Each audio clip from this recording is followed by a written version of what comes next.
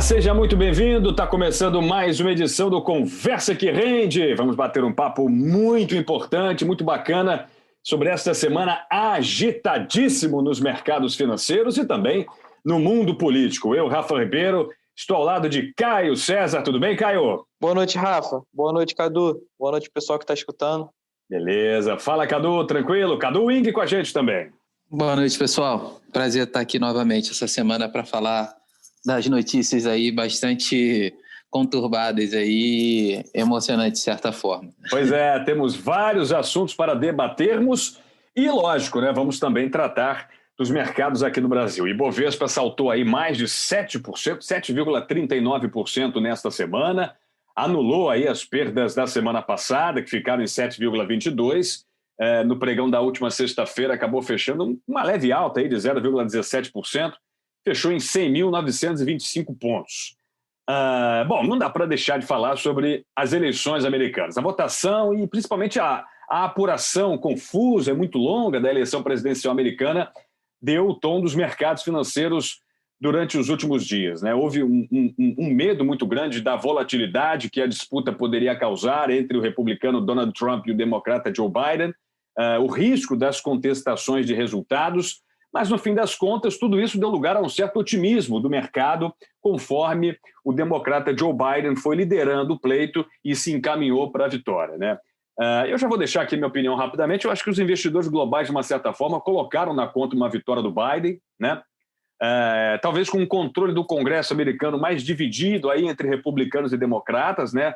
O que talvez signifique aí impostos mais baixos, regulamentação para empresas mais suaves e mais suaves, talvez, do que seria um controle total dos democratas. E aí esse cenário que se desenha agrada ao mercado e ele hoje ganhou muita força após o Biden tomar a dianteira na Pensilvânia e, sobretudo, na Geórgia. Mas eu quero saber a opinião dos meus convidados, dos nossos colegas, para a gente traçar um panorama da importância das eleições americanas e de que maneira isso pode afetar os mercados não só lá fora, mas também aqui no Brasil. Começando com você, Cadu. Vamos lá, vamos tentar fazer um resumo aí. Foi uma semana bastante conturbada. Foi uma semana positiva para os mercados de maneira geral, não só aqui no Brasil, mas lá fora as bolsas também se valorizaram bastante. E as eleições americanas acabaram sendo um pouco diferente daquilo que as pesquisas apontavam, né? Com uma vantagem do Biden mais tranquila, né? Que as pesquisas estavam dizendo, e na realidade, quando se começou a apurar os resultados, a gente foi vendo que essa disputa acabou sendo mais acirrada do que se previa inicialmente, com reviravoltas no meio do caminho, né? Começou com Biden bastante à frente, logo depois, na madrugada, né, de terça para quarta, o Trump virando ali em alguns estados importantes, apontando aí para uma possível vitória, e logo depois, para o finalzinho da apuração, conforme foi fazendo a apuração, né, principalmente de votos, né, que vieram através do correio, o Biden novamente se aproximando e logo depois virando o jogo, né, em estados importantes, como o Rafa bem mencionou, né, do caso da Geórgia e da Pensilvânia, e praticamente aí garantindo a vitória nas eleições e a posse lá no próximo ano, em 20 de janeiro. Eu acho que inicialmente o mercado ele acabou sendo, né, até mais positivo em função da composição do Congresso. Como bem mencionado, acabou que os republicanos, né, estão com uma maioria no Senado, os democratas mantendo ali na Câmara, né, dos representantes, e isso levou a um Congresso mais equilibrado.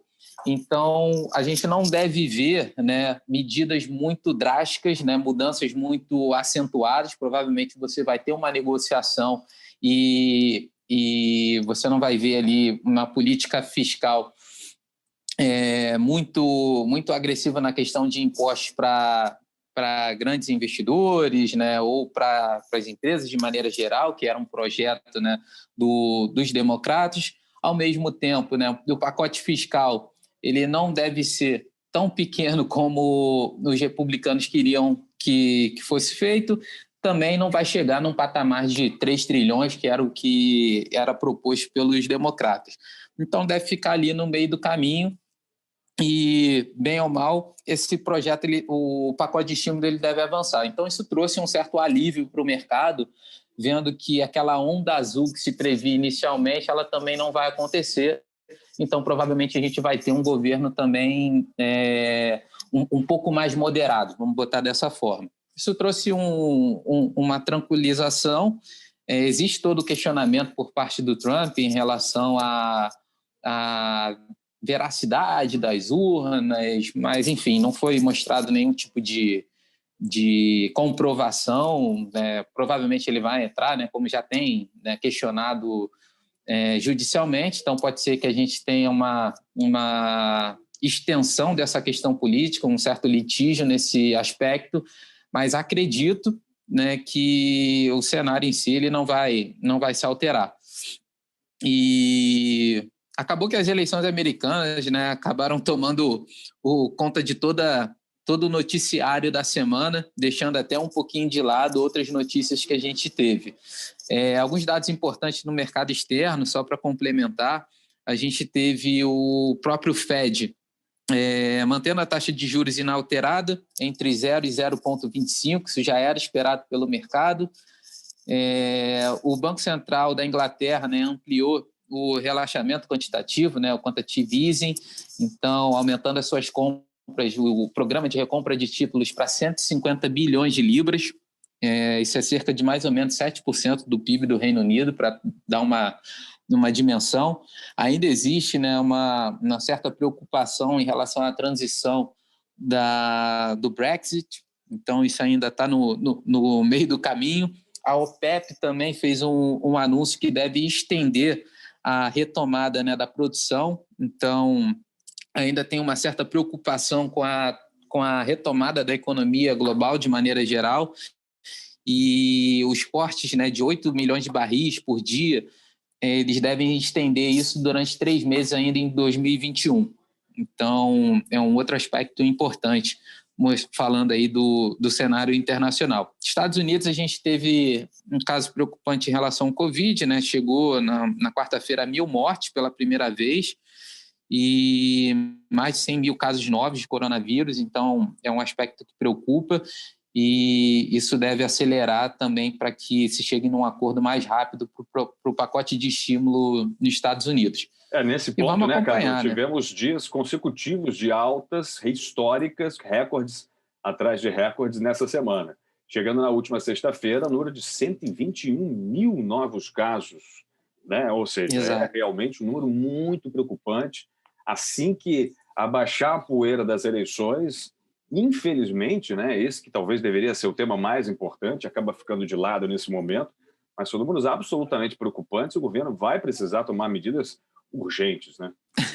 Exatamente. E isso deve ser um fator para tem que se observar primeiro, né, se vai ser adotado nos Estados Unidos alguma medida de isolamento social mais restrito, né, um pouco mais agressivo nesse sentido. É provável que sim, né? O governo Trump ele foi um pouco mais menos intensivo em adotar esse tipo de medida. Pode ser que com essa mudança de governo seja necessário, né, e se tem um apoio maior para outras medidas, e ao mesmo tempo a questão do pacote de estímulo, que deve se mostrando cada vez, conforme a gente vai vendo o número de casos aumentando. Então, basicamente, esse é o cenário externo, trazendo um pouquinho para o Brasil, né, saindo um pouquinho do cenário internacional, que acho que a gente vai ter bastante ainda para falar, mas trazendo um pouquinho sobre o Brasil, a gente teve o relatório Focus, uma projeção para a inflação para esse ano, uma alta pela 12ª semana consecutiva, principalmente, né, atrelada à aceleração, né, do preço de alimentos. A gente teve a divulgação hoje, na sexta-feira, do IPCA de outubro, que subiu 0,86, confirmando essa premissa aí do mercado, né, que já vem vendo uma inflação um pouco mais forte. Ficando... A maior alta desde 2002, né, Cadu? Um número muito desde 2002. Chegamos aí a 3,25% nos últimos... nos últimos 12 meses, né? Olha, o radar tem que estar absolutamente ligado, né? Perfeitamente. Um dado importantíssimo, a gente teve o Copom, né, divulgou a ata da reunião, né, da semana passada, que manteve a taxa de juros em 2%. No documento, né, eles consideram que o nível atual de juros ele é adequado, ele provavelmente a gente não deve ter outra redução, embora ele deixou aberto essa questão, mas ele falou um pouco sobre a expectativa de inflação e acreditando, né, que essa aceleração que a gente teve, ela foi um pouco... Ela é temporária e ela deve passar a partir de janeiro, a gente deve ter algum alívio com a inflação. E o mercado projeta aí que no próximo ano a gente tem a taxa de juros fechando no final de 2021 na faixa de 3%, que vai ser uma elevação gradual, que deve começar a ocorrer a partir do meio do ano que vem. Algum ajuste na taxa de juros, mas é bom a gente estar sempre de olho nesses dados. A gente teve na terça-feira também, né, o início do Pix aqui no Brasil, né, que é esse novo sistema, esse novo mecanismo de pagamentos, parece que já teve 60 milhões de chaves, né, que foram ativadas. Então, é um processo importante também da gente observar qual vai ser o impacto disso para o meio financeiro de maneira geral, para os bancos, para a atividade econômica, né, varejo e tal, todo o universo que está envolvido nesse caminho. A gente teve a produção industrial do Brasil de setembro, que teve uma alta de 2,6%, que foi um número um pouco acima da expectativa do mercado. A gente vem observando desde maio, né, a indústria se recuperando. Então, um dado bastante positivo. A gente basicamente zerou a queda que foi observada, né, no auge da crise ali entre março e abril. Então, a gente voltou para o nível, né, anual. Dentro do ano, a gente já está positivo. Isso mostra que essa tendência, né, por mais que a gente venha havendo uma desaceleração no mês anterior, né, essa alta foi de 3,6%, a gente percebe que essa recuperação ela se mantém. É legal observar que um dos setores que se destacaram foi o setor de veículos. Máquinas e veículos se destacaram, e a parte de vestuário e acessórios, né, e calçados e artigos de couro. Isso provavelmente, né, em função da reabertura das atividades econômicas, devem justificar boa parte dessa recuperação que foi observada. E dessa semana, falando de Brasil, basicamente foi esse aí os principais indicadores que ficaram um pouco ofuscados em função das eleições americanas, que acabou tomando as manchetes principais e a atenção dos investidores e todo o universo político no Brasil e no mundo inteiro. Foi uma semana para lá de agitada, né? Ainda tivemos payroll, ainda tivemos juros nos Estados Unidos, uma loucura, né? Uma semana realmente impressionante. Caio César, e aí no fim das contas o dólar acabou tendo uma recuada muito grande, né? Muito forte. Eu acho que poucos previam, pelo menos na minha opinião, as pessoas que eu converso, que estão mais ligadas aí ao mercado de moedas, não imaginavam um recuo tão forte, né? E o real se valorizando. Como é que você viu essa movimentação aí especificamente? E a sua opinião também sobre essa semana agitada? Bom, vamos lá. Do dólar, assim, seguiu realmente, foi uma semana melhor para o real, para nós aqui. O índice dólar continuou caindo, então, assim, a gente dessa vez seguiu a tendência mundial, mesmo com as eleições e o possível a vitória do Biden, né, que agora já tá, eu estava vendo aqui, já está próximo de ser finalizado lá na Nevada e na Pensilvânia. Mas a semana favoreceu bastante o real. Quem assistiu o último podcast viu o nosso comentário, eu acho que o meu comentário sobre a atuação do Banco Central lá próximo dos 5,80, que era um ponto importante. Depois disso ele parou nesse ponto e continuou recuando. E aí queria tirar algumas coisas das informações que o Cadu falou, que ele trouxe, que são excelentes, que corroboraram para essa queda. Primeiro de tudo, que o Biden traz menos incertezas para a Casa Branca, né? Ele é uma pessoa, vamos botar assim, mais fácil de se lidar do que o Trump, caso ele venha a ser eleito. E segundo de tudo, que assim, tinha-se um temor de que ele não conseguiria assentos suficientes na Câmara lá e no Senado, o que seria ruim, porque ele não conseguiria passar o pacote que precisa ser aprovado, mesmo que não seja lá os 3 trilhões, ele precisava aprovar alguma coisa, o mercado estava esperando isso, e parece que agora veio bem, assim, ele conseguiu um número interessante, né? Ele vai ter que negociar uma coisa ali, uma coisa aqui, mas ainda assim ele vai muito provavelmente conseguir passar esse pacote de 1 trilhão ou 1,3 trilhões de dólares. Aí o mercado se anima com essa possibilidade.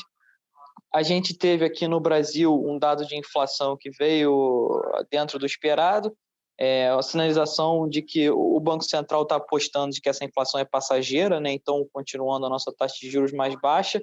A gente teve lá atrás uma coisa que favoreceu talvez o peso mais caro do dólar, né? Que é uma questão contábil, o Aníbal explicou muito bem sobre um movimento de balanço dos bancos para proteger uma questão contábil brasileira que, enfim, já foi até corrigida pelo Banco Central, mas ainda tem reflexos, né? E quando você está falando de banco, você está falando de um volume muito grande e isso refletia, talvez o preço estava um pouco mais caro. O Banco Central, novamente, entrou muito bem lá próximo dos 5,80, definiu o teto.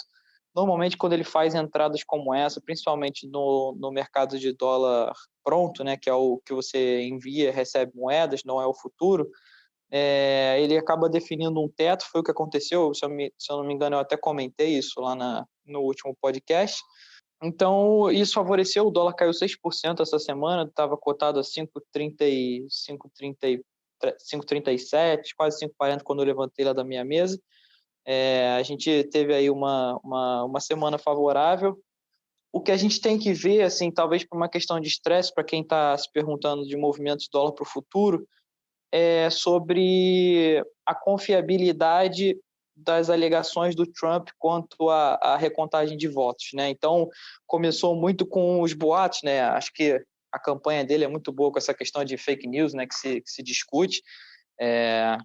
Então, ele tinha bastantes argumentos sobre questão de recontagem de votos, e isso deu um pouco mais de veracidade para essa questão de que ele ganharia numa recontagem de votos, só que começou a se explicar todas essas questões que ele levantou, e parece que perdeu força essa questão de recontagem de votos. Alguns estados até já começaram a recontagem, outros estados já até terminaram a recontagem e mantiveram, muitas vezes,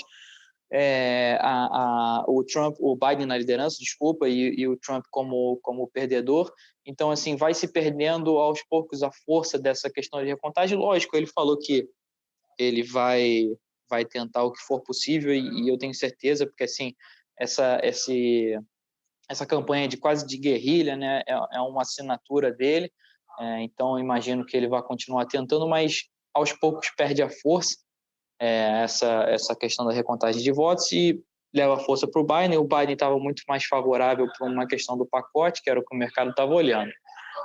Então, o que mudou a semana, e o que mudou o dólar na semana, né, foram essas questões, e o que a gente tem que ficar de olho é sobre essa força da recontagem de votos aí do que o Trump está pleiteando. Olha, mas assim, sinceramente, por mais que a contagem de votos ela acabe acontecendo, a se confirmar as vantagens que ele tem na Pensilvânia, na Geórgia, em Nevada e no Arizona, praticamente impossível, né? Porque são distâncias muito grandes. Ele vai ultrapassar os 300 delegados, né? Enfim, então vai ser apenas uma retórica jurídica que vai alargar um pouco mais aí a discussão em torno da eleição, mas efeitos práticos no mercado, vocês acreditam que isso tenha no médio prazo? Eu, sinceramente, não acredito que isso vá ser, de fato, algo relevante, porque se fosse uma diferença apertada, como foi, por exemplo, em 2000, né, uma diferença de apenas um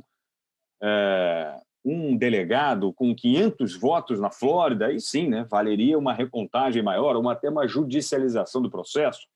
Mas eu, sinceramente, minha opinião pessoal aqui, analisando politicamente, né, até já uma pessoa que acompanha as eleições americanas, dificilmente isso vai se refletir. Pelo menos nos mercados eu não acredito. Você acredita, Cadu?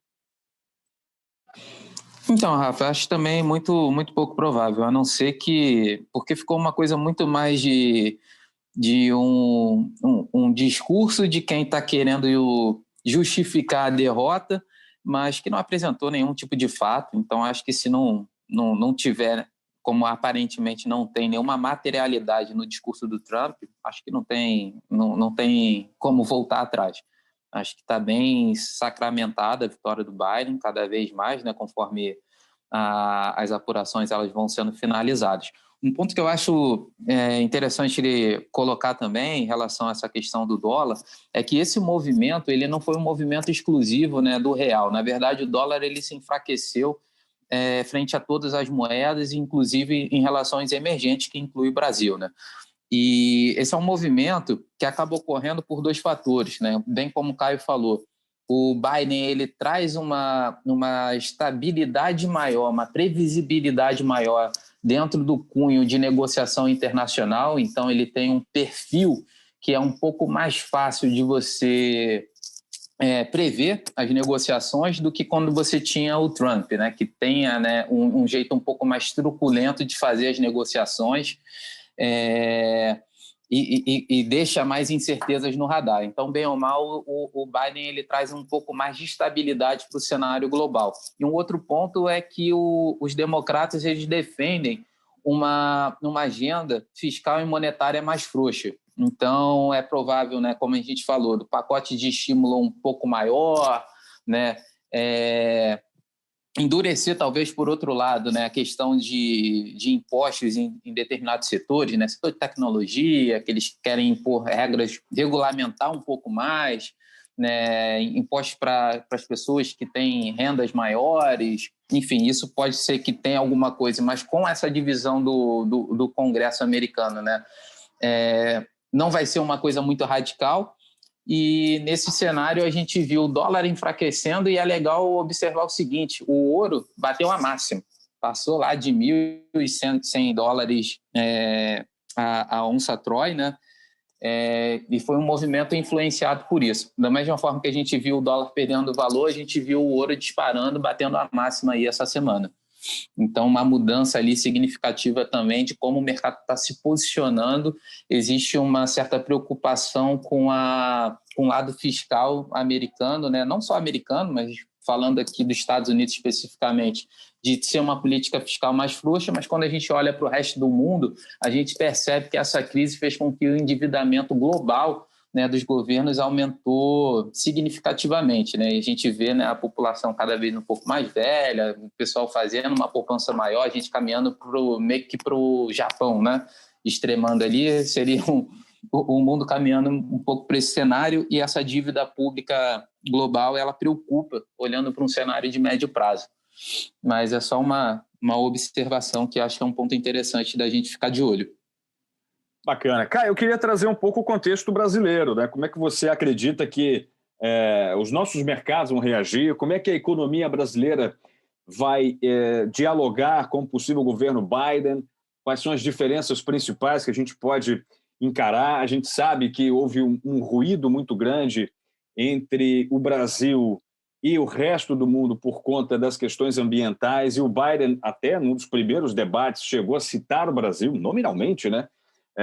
Por conta das questões da preservação da Amazônia, muitas críticas à política ambiental do governo Bolsonaro. Como é que vocês acham que isso pode se refletir na relação econômica entre Brasil e Estados Unidos num possível governo Joe Biden daqui para frente? Olha, eu acho que assim, por mais que exista aí uma diferença de pensamento político entre o Bolsonaro e o Biden, infelizmente você está falando da maior potência do mundo. Se a gente não entrar em compliance com as regras que são quase que ditas pelos Estados Unidos, você não entra, muitas vezes, em bons negócios no comércio mundial. Eu acho que o Bolsonaro vai acabar dando o braço a torcer. Ele já até soltou aí umas frases de que ele ia assumir, que ele ia conversar, e que nesse momento a gente tem que só esperar o vencedor. Então, se ele já está começando a dar o braço a torcer, eu acho que os dois candidatos teriam o mesmo impacto no mercado brasileiro, de formas completamente diferentes, mas teriam o mesmo impacto. Ou seja, não é ruim nem bom ter o Biden aqui.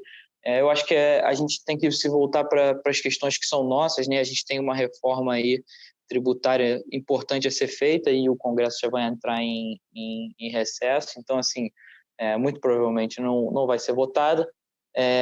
Uma coisa que eu queria chamar a atenção, que eu estava lendo recentemente, e que é ruim para o nosso lado aqui, é que esse movimento do Biden sendo presidente, ele vai se aproximar mais com a China, né? O Trump ele estava indo de um lado mais de uma, como o Cadu falou, truculento, né? E com a China. Então, o movimento do Biden, o movimento dos democratas tem sido sempre a favor da globalização, enfim, a favor do comércio. Então, ele muito provavelmente vai se restaurar, né, as relações com a China. Isso, para a nossa soja aqui, é uma notícia ruim, né? Para quem não sabe, nós somos concorrentes diretos dos Estados Unidos de venda de soja para a China. E nós somos um dos maiores ou o maior vendedor de soja do mundo. E eu entendo que assim, a gente tem uma moeda bastante competitiva, né? Ainda mais nos preços que estão. Essa alta dessa semana não vai fazer diferença, talvez essa queda, desculpa, dessa semana não vai fazer diferença numa alta de 40% no ano, mas ainda assim, você restaurar as negociações e restaurar as exportações de soja dos Estados Unidos para a China, para o nosso mercado de soja, que vinha sendo bastante beneficiado nesse período. Estava vendo aqui a alta das produções de máquinas agrícolas no Brasil e a super safra, enfim.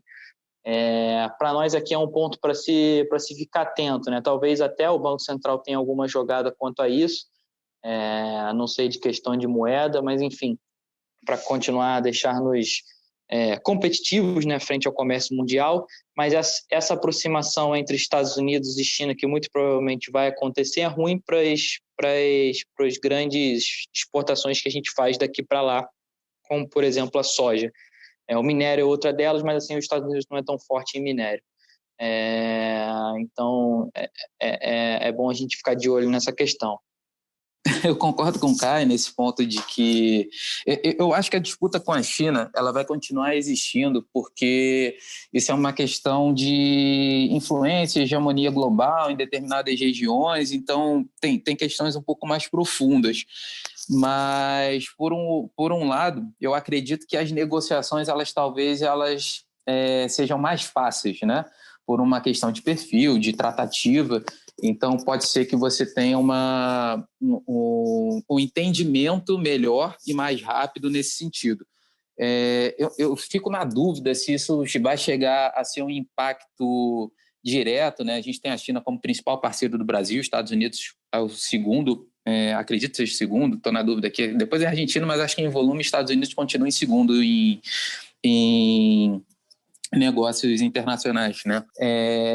Mas um ponto que é bom a gente observar é que desde que começou essa disputa entre Estados Unidos e China, essa guerra fiscal, você teve um impacto dentro da economia global. Então, não foi só a relação entre Estados Unidos que reduziu. Na verdade, toda a economia ela foi se fechando de uma certa forma. Então, se você tiver uma tendência a uma negociação um pouco mais branda e um pouco mais fácil, certamente isso também vai ter um impacto do crescimento dos negócios internacionais. Então, a gente pode até perder numa disputa direta da parte agrícola, né, o setor agrícola entre Estados Unidos e China, de ter uma interação maior e a gente perder um pouco de espaço, mas, por outro lado, isso pode ser compensado pelo cenário global, né, da economia global ela ter uma retomada, né, um pouco mais forte. Um ponto que é interessante a gente colocar, né, comparando o governo brasileiro, né, com a posição do governo Bolsonaro, que sempre utilizava como referência o Trump, o governo americano,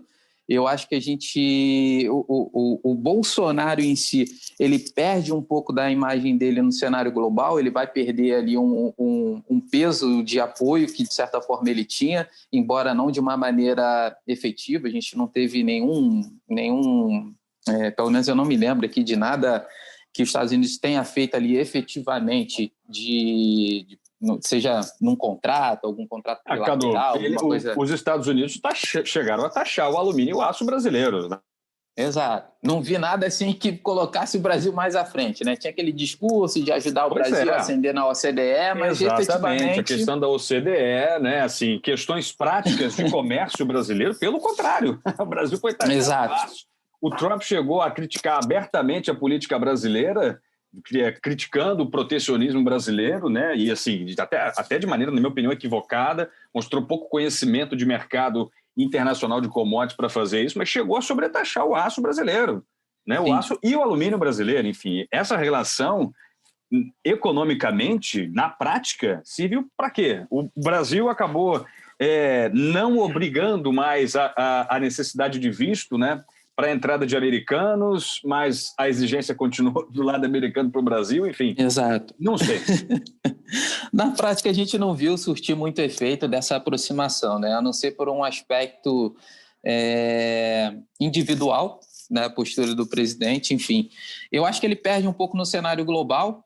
Por outro lado, acredito, sim, que vai ser feito um discurso, né? Muito mais numa tentativa ali de uma certa aproximação. A gente pode observar o que aconteceu, por exemplo, voltando um pouquinho atrás, na Argentina, né? Quando o Alberto Fernandes, né, foi eleito, que ele veio, né, foi vice da Kirchner, se eu não me engano, e, enfim, um pouco depois o pessoal... Vice dele, né? É vice dele, né? Isso aí, falei errado.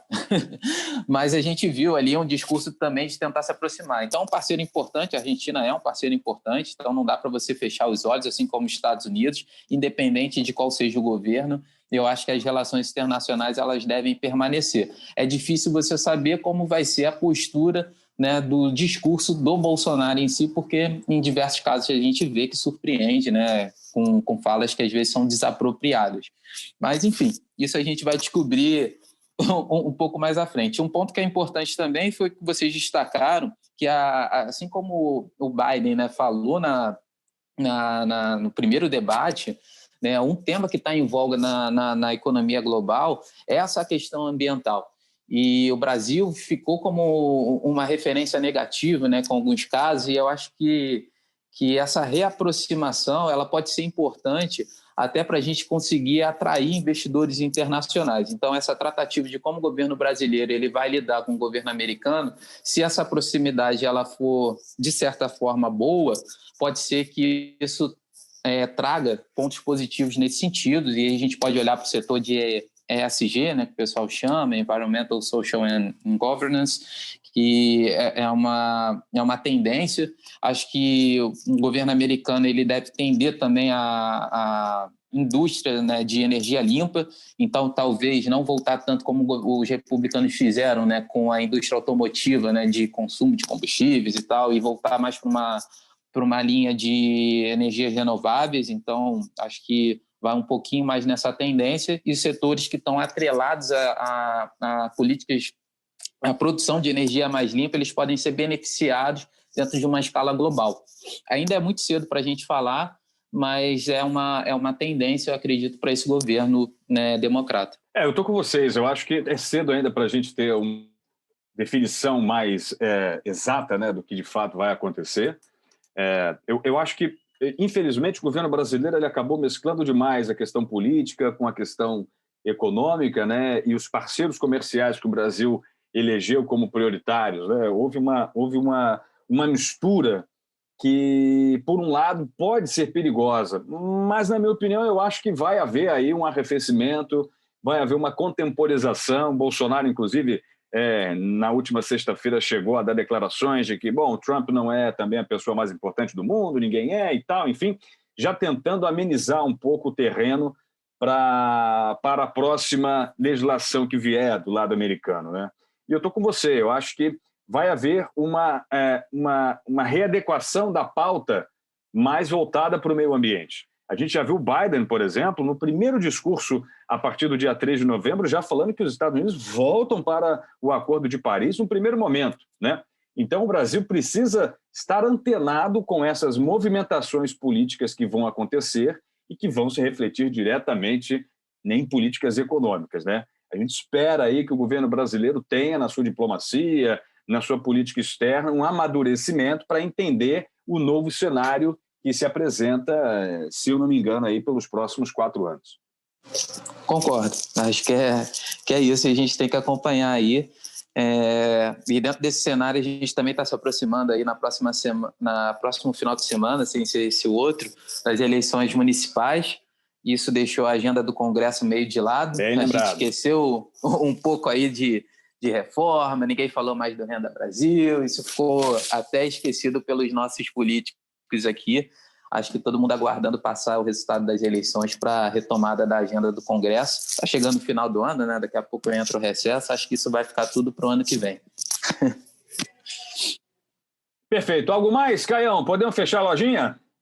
Acho que foi tudo. Foi uma semana corrida, mas acho que a gente conseguiu abordar todos os assuntos e ainda dar aí algumas dicas para quem está tentando olhar para frente. Muito bem. Uma semana agitada, um contexto político diferente. Acontece a cada 4 anos, mexe demais com os mercados e mexe, sobretudo, com o ânimo dos investidores. Tem muita coisa para acontecer e, claro, nós vamos acompanhar aí em detalhes as movimentações políticas e econômicas que, claro, sempre afetam o mercado financeiro. Obrigado demais. Valeu, Cadu. Até semana que vem. Valeu, Rafael. Valeu, Caio. Bom final de semana, pessoal. Até semana que vem. Um abraço.